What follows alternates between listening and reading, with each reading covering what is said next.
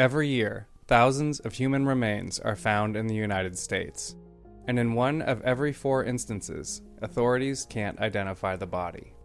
That's starting to change.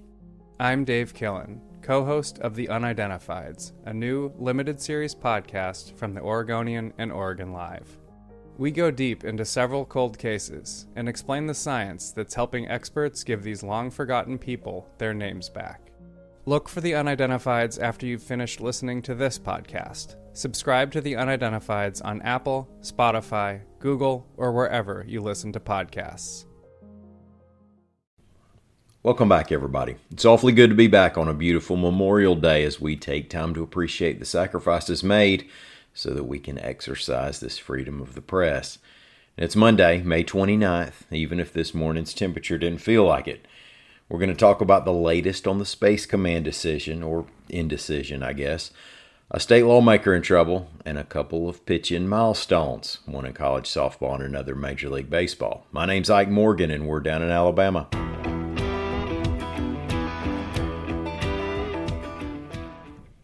Last week ended with more communications in Washington that seemed to indicate the decision to place the Space Command headquarters in Alabama may be in jeopardy.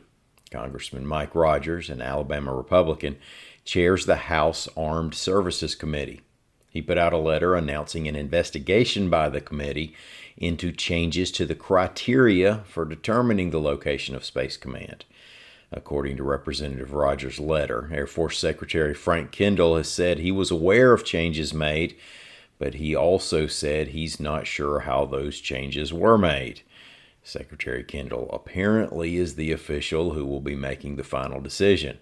And all of this follows the NBC News story from early this month that reported the Biden administration was poised to keep the Space Command headquarters at its previously temporary location in Colorado Springs, reversing a preliminary decision to put it at Redstone Arsenal in Huntsville, Alabama. Now, that NBC report blamed the change on Alabama's abortion law, partly. And again, the backdrop here is that conservative Alabama voted for former President Trump in 2020, and Trump has publicly taken credit for the decision to put the headquarters at Redstone Arsenal, although that's not been the official story. Meanwhile, Colorado swung to the Democrats and President Biden in 2020. Since the NBC report, Alabama's representatives in D.C. have called any potential change in plans the politicalization of a military decision, if you can imagine such a thing. And Governor Kay Ivey said last week that Alabama would not take no for an answer on remaining the permanent home for Space Command.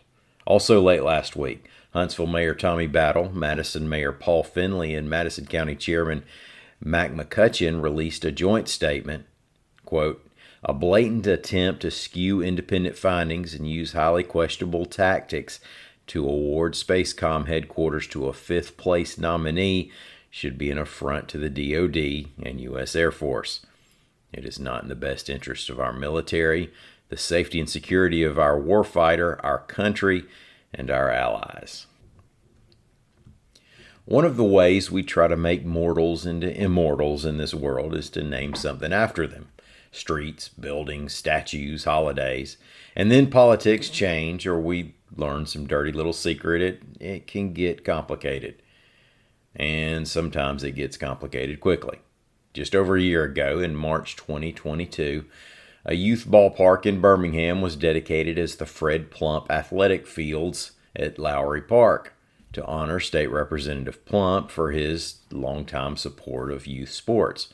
Now, last week, AL.com reported that Plump, a Fairfield Democrat, is now facing federal charges and is accused of taking state money intended for his nonprofit youth baseball league and using $200,000 worth of it to pay an assistant. Plump has resigned from the legislature, owned up to having a role in the scheme, and could be facing prison time. So now, AL.com's Joseph D. Bryant reports that Birmingham's Park and Recreational Board will be considering this week whether to remove his name from the facility. Now, if Plump's name is removed, it certainly wouldn't be the first time second thought has been given to similar honors in the Birmingham area. In recent years, we've seen former Jefferson County Commissioner Chris McNair's name removed from a health clinic, and the names of former Jefferson County Commissioner Mary Buckaloo and Health South founder Richard Scrushy removed from parkways. We do have a couple sports stories I wanted to mention. The Alabama softball team is back in the Women's College World Series, reports AL.com's Nick Alvarez. The Tide last made it to the tournament in Oklahoma City in 2021. In the clinching game, star pitcher Montana Fouts, who's been out with a hyperextended leg, entered and picked up the win in relief. It was her 100th career pitching victory in what will be her last game at Rhodes Stadium in Tuscaloosa. Switching over to Major League Baseball, AL.com's Mark Avenett reports that Huntsville native Craig Kimbrell became the 8th player in Major League history to reach 400 career saves. Number 400 came against his former team, the Atlanta Braves, on Friday night, as did number 401 on Saturday night. Those two saves helped his Philadelphia Phillies earn a 4-game split against the NL East leaders in Atlanta.